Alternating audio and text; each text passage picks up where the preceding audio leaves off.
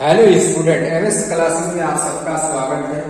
आज हम लोग जो है कक्षा 10 का जो है मैथ जो अध्याय 5 पर आधारित है, समांतर श्रेणी, इसका जो हम लोग उदाहरण नंबर 3 करेंगे और इसमें और भी क्वेश्चन देखा जाएगा। मतलब अभी बोर्ड पर हमारे सामने जो उदाहरण नंबर 3 है, इसको सबसे पहले हम लोग करेंगे। तो उदाहरण नंबर 3 में क्या लिखा है कि AB 2 7 12 का 10वां पद ज्ञात कीजिए। यहाँ पर 10वां पद निकालना है। देखिए एक चीज बता दूं, 9वें पद के लिए सबसे पहले तो मैं आप लोगों को एक फार्मूला बता दूं कि फार्मूला क्या होता है। एक फार्मूला होता है कि an बराबर a plus n-1 into D, ये एक फार्मूला होता है। किसी किसी किताब में यहाँ पर n की जगह पर n भी लिखा रहता है और फॉर्मूला यही होता है। n के लिए भी अगर अंतिम पद कहता है तो ये वाला फॉर्मूला का प्रयोग करते हैं, nवें पद के रूप में दिया जाता है तो ये वाला। दोनों बात एक ही है, यानी जो an है ये l के बराबर रहेगा। दोनों सेम पोजीशन, सेम चीज है, दोनों का मतलब एक ही होता है। ये चीज हमारा क्वेश्चन में मतलब ये फॉर्मूला होता है। इसी फॉर्मूले पर हमारा ये क्वेश्चन लगेगा। ये तो फॉर्मूला था, अब क्वेश्चन कैसे लगाएंगे इस फॉर्मूले पर वो देखिएगा आप लोग। सबसे पहले तो ये हमारी समांतर श्रेणी 2 7 12 इस तरीके से दिया है। तो इसमें a का मान हम लोगों को जो दिया वो कितना है, वो 2 है। और इसमें हम लोग को d का सारा अंतर निकालना पड़ेगा। तो d के लिए फॉर्मूला होता है कि a2 माइनस a1। तो यहाँ पर कितना, 7 में से 2 घटाने के लिए कितना आ जाएगा, 5 आ जाएगा।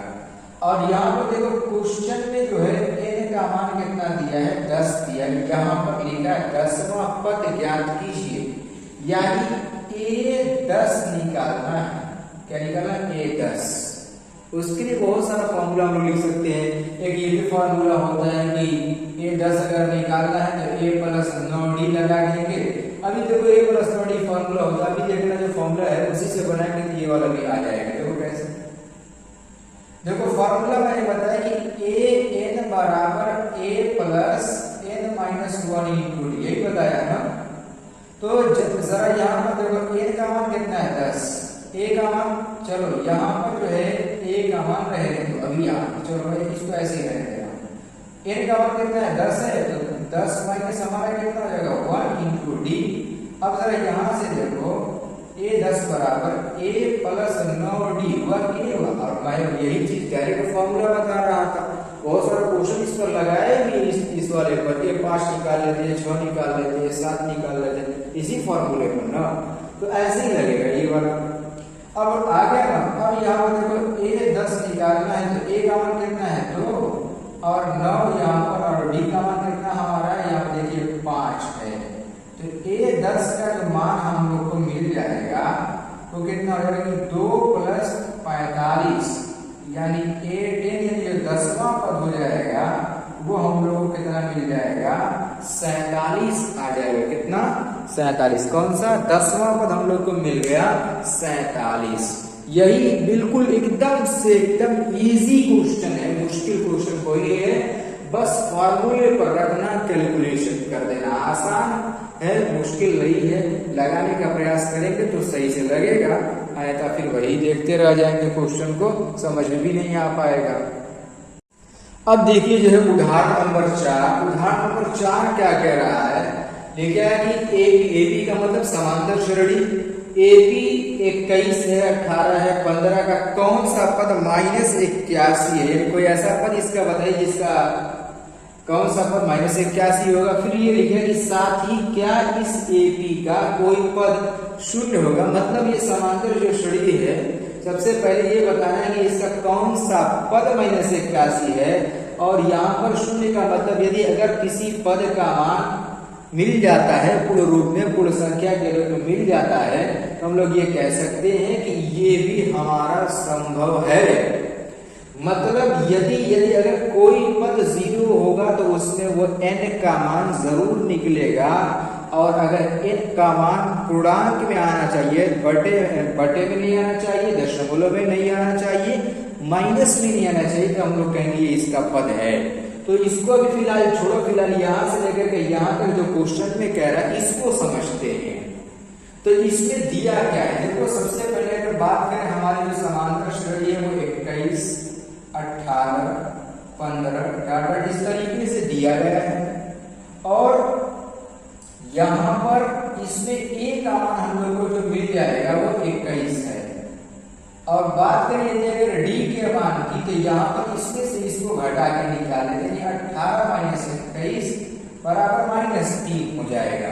कर कौन सा पद, यानी एक तरीके से ये कहा जाए कि ये ए एन का मान -81 है। किसका मान है? ए एन का मान -81 है और यहाँ से जो हम लोगों को एन का मान निकालना है कि कौन सा पद -81 होगा। तो फॉर्मूला, अगर इसके लिए फॉर्मूले की बात करें तो फॉर्मूला होता है कि ए एन बराबर a plus n minus 1 into D, ये फॉर्मूला होता है। ए एन का मान हम लोग यहाँ पर रखेंगे तो -81 और a का मान यहाँ पर हमारा है 21 और यहाँ पर प्लस n का मान नहीं दिया, ज्ञात करना है और d का मान हमने निकाला है -3 है। 81 को उठा के इधर कर देंगे 21 को, ये -81 है, ये उठ करके जब इधर आएगा तो -21 हो जाएगा और यहाँ पर रहेगा हमारा n-1 -3 ब्रैकेट में रहेगा, ठीक है ना। दोनों माइनस में हो जाएगा तो जुड़ जाएगा, यानी ये हमारा हो गया 102 माइनस कितना, -102 बराबर यहाँ पर हमारा हो जाएगा n-1 और ये -3 हो जाएगा। -3 देखो इन दोनों के गुणे में -3 इधर आएगा तो क्या जाएगा हमारा बटे में, यानी -1 बटा में 102 के बटा में -3 बराबर n-1 हो जाएगा। माइनस से माइनस कट जाएगा, 3 एकम में 3, देखो 3 3 के 9 और 3 चौक को 12, यानी यहाँ पर हम लोग को जो मिलेगा 34 बराबर n-1। n बराबर हमारा क्या हो जाएगा 34 और 1 उठ करके इधर आएगा तो क्या हो जाएगा हमारा प्लस में हो जाएगा। तो यहाँ से जो हम लोगों को n का जो मान मिल गया वो कितना मिल गया 35। यानी ये जो क्वेश्चन में कह रहा है कि इसका क्या कोई ऐसा पद है, मतलब कौन सा पद हमारा जो है -81 होगा, तो हम लिख सकते हैं यहाँ पर कि 35वां जो पद है वो -81 होगा। कौन सा पद? 35वां पद -81 होगा। ये था हमारा पहली कंडीशन में। अब देखिएगा यहाँ पर दूसरी कंडीशन का जो क्वेश्चन है यहीं पर हम बता देंगे। इसको आप लोग नीचे लिख सकते हैं कि 35वां पद -81 होगा, ठीक है ना। अब देखो दूसरा क्वेश्चन मिलेगा, क्या इस एपी का कोई पद शून्य है?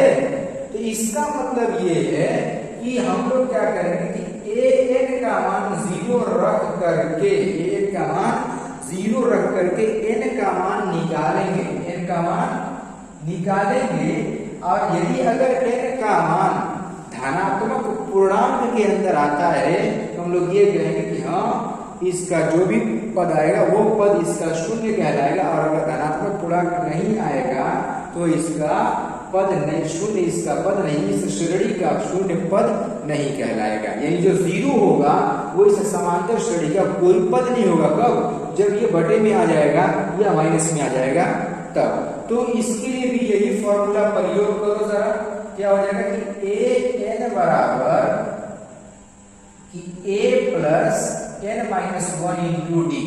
ए का मान हो गया हमारा 0 और ये हो जाएगा 21, n का मान मालूम ही नहीं है, d का मान -3 हो जाएगा, ठीक है।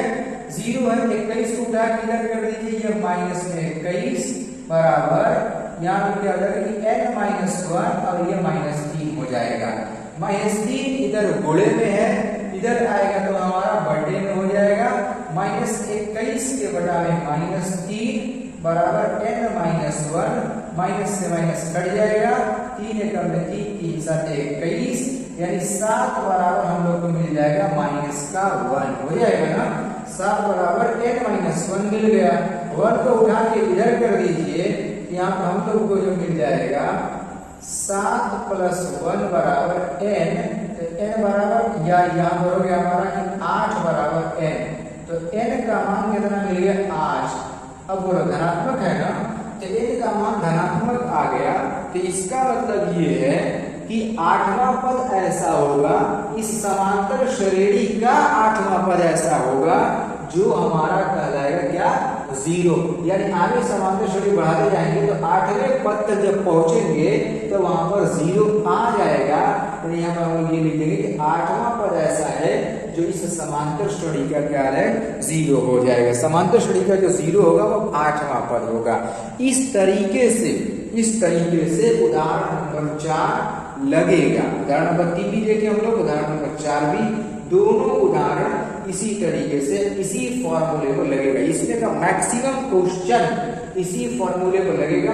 फॉर्मूला बिल्कुल रट लीजिए, याद कर लीजिए, हर जगह इसका यूज होने वाला है। तो चलिए, उम्मीद करता हूं कि आप लोग को सब कुछ समझ में आ गया होगा। तो एक आप लोग इसका स्क्रीनशॉट ले लीजिए, उसके बाद जो है हम लोग आगे की क्लास को देखेंगे।